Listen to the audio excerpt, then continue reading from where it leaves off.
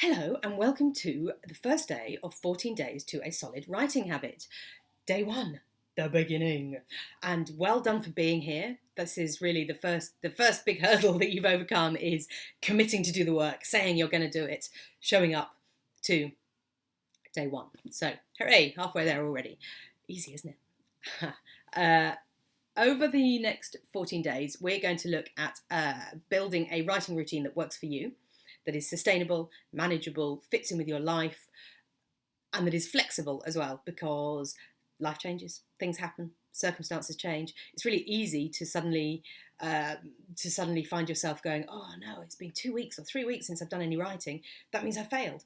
It doesn't mean you failed at all. It just means life, So we're hoping to provide you with the tools so that you can say, right, let's get cracking again. Let's get back to where I was. Let's keep on going. Let's get to the end. The end, that's where we want to be.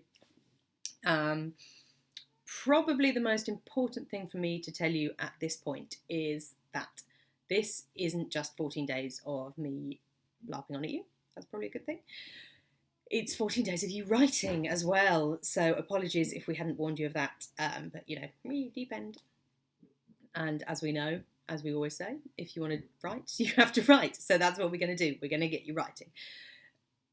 There's no need to freak out. It's all fine. We're not expecting you to turn out a perfectly full novel in 2 weeks. I will be setting exercises. I will be giving you time frame within which to do it. All you need to do is turn up with your laptop or your notebook and a timer and do it. That's it. Easy peasy. So today, day one, making sure you show up. This might sound really obvious, and it is in a way, but if you want to do your writing, you have to show up at your writing. There's a brilliant quote I saw in this book, Snowy Tower by Martin Shaw. It's great. This is all about how folk tales and fairy tales sort of permeate our culture and society. It's really very interesting stuff if you're into that kind of thing. He talks about, near the beginning, he talks about how when he was a teenager, he decided he wanted to learn to play the drums. And it wasn't until he sat down at a drum kit for the first time that he realised how much work it was going to be.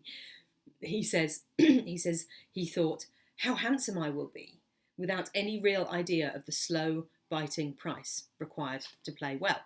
And I think we're all guilty of that, aren't we? We all sort of daydream about winning the Booker Prize, but without any real idea of the work that goes into that.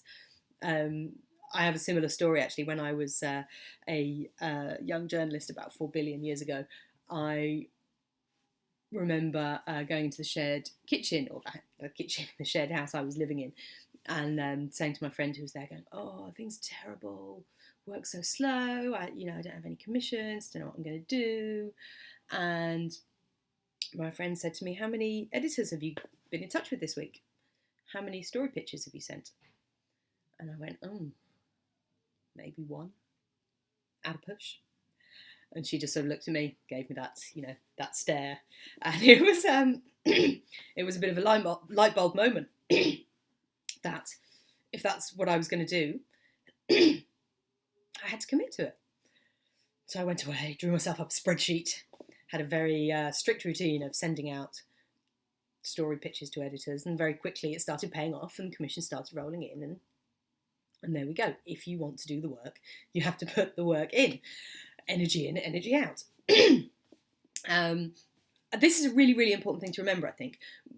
When it comes to writing, especially if we're talking about writing fiction, the only difference between you and Alice Munro, or you and Margaret Atwood, or you and Kazuo Ishiguro is that they showed up day after day after day after day, and they worked on their craft, and they perfected it, and they honed it, and they eventually, after a long, long time, produced something amazing.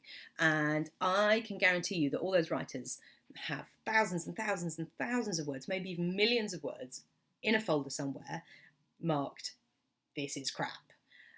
And they're never going to see the light of day, which is fine, because that's the work they had to put in to get where they are now. And everything that you do is getting you somewhere. It's getting you to your end goal. You can't just sit down and expect to produce something wonderful. It takes work. It's hard work. You have to show up. And that doesn't just, showing up isn't just about writing, sorry. It's about reading, it's about listening, it's about absorbing what's going on around you and finding your own way of being in the world and being honest with yourself and finding your fundamental human truth. And it's about showing up to tell the story that only you can tell. So, you know, this is where, when people say, oh, write about what you know, what they don't mean is write in excruciating detail your very tedious commute from East Croydon to Green Park every day, because no one cares. What they mean is write about your singular human experience and your existence in the world, and write about that. Yeah, sounds so easy. That's what showing up means. That's what writing what you know means. And that's what we're going to do. Like I said, deep end. There's no time to waste. We are going to do some writing right now. You're going to show up right now. Once this video is done, you're going to shut everything down. You're going to get your notepad or open a new document or however you like to work. And you're going to set a timer on your phone or an egg timer, whatever you've got. I've got an app on my phone. You're going to set it to 15 minutes. 15 minutes is nothing. You'll be done in no time. And you're going to write. No ifs, no buts. Because if you want to write, you have to write. And we're going to start right now. You might be working on a project already, which is great if you are. But right now I want you to just put that aside for this 15-minute exercise. And you're going to write without stopping, even if that means that you're just going, oh, blah, blah, blah, I've been told to write a thing and I don't know what I'm writing. You are going to focus on your personal, fundamental human truth. This is a big ask, I know. That's what you've got to think about.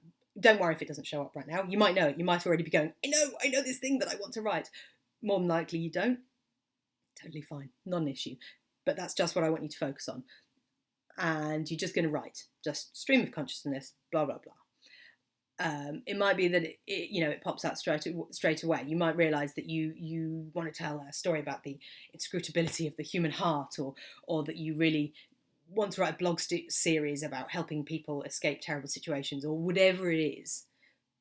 That's what we're going to focus on, and that's what we're going to just describe in whatever stream of consciousness kind of way that you fancy. Whatever it is, it doesn't matter. All stories are necessary and they're all valid. Your story, the world needs it, it is valid, and you have to tell it. And you have to show up in order to tell it. So that's what we're going to do. Really important addendum before we begin.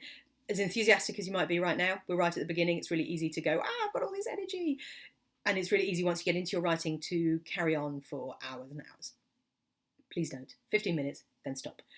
Writing is it's a marathon, not a sprint. You need to pace yourself. You need to conserve your energy. If you do 3 hours right now and turn out 2,000 words, I can guarantee you that tomorrow you're not going to want to do any more. And you have to, because you've got to show up. So 15 minutes, day 1, lesson 1. You have to do the work to do the work. Wax on, wax off. Go do your 15 minutes. Once that's done, come over to the Facebook group. Tell us how it went. Okay, great. Tomorrow I will see you to look at the dreaded social media detox. Go right. Bye.